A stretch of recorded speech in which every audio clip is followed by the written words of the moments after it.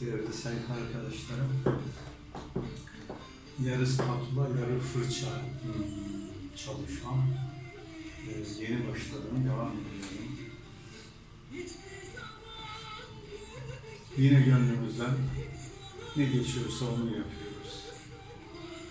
Ama her resmimizde yaratılana dair ve etrafımızdaki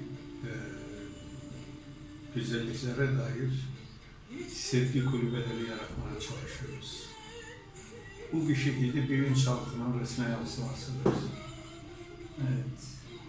Sevdiklerinizin hepsine birer tane kulübe yapsanız, gönlünüzde ne kaybedersiniz? Hiçbir şey kaybetmezsiniz. Tam aksine kazanan siz olursunuz.